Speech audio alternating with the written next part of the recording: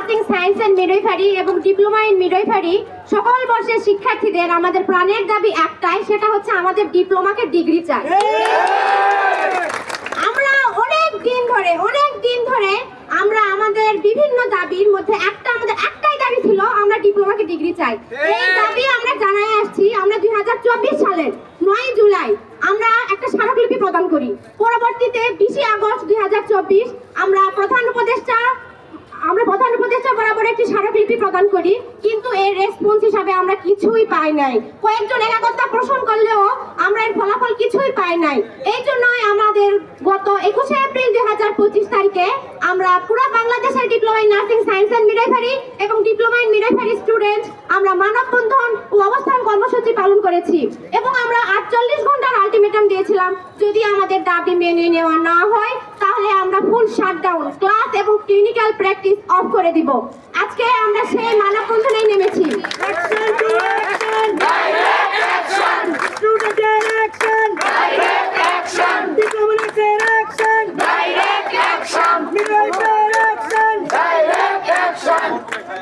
আমরা diploma in nursing science and midwifery এবং diploma in midwifery student এমনি মুখ দেখে হয় নাই।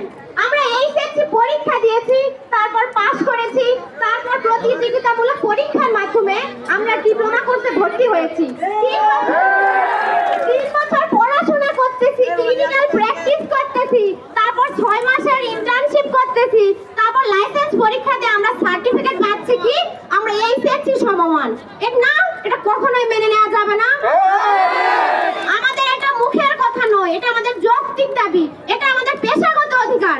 আমরা 3 বছর ধরে পড়াশোনা করে তারপর কেন আমরা এইচএসসি সমমান থাকবো? এটা কখনোই হতে পারে না। কেন্দ্র থেকে যে দিক নির্দেশনা এসেছে সেই অনুযায়ী আমরা আজকের এই কর্মসূচি করেছি। আগামীতে যদি আমাদের দাবি মেনে নেওয়া না হয় তাহলে আমাদের কর্মসূচি চলমান থাকবে এবং আমরা ক্লাস এবং ক্লিনিক্যাল প্র্যাকটিস অংশগ্রহণ করবো না। আমরা সবকিছু শাটডাউনের মধ্যে রাখবো।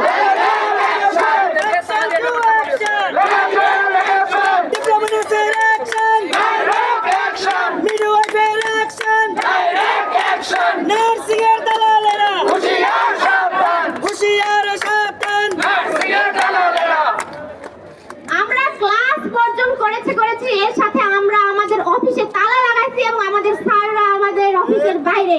আমাদের অফিস রুমে কোনো স্যার নাই, কোনো স্টুডেন্ট নাই, ক্লিনিক্যাল প্র্যাকটিসে আমাদের কোনো স্টুডেন্ট নাই।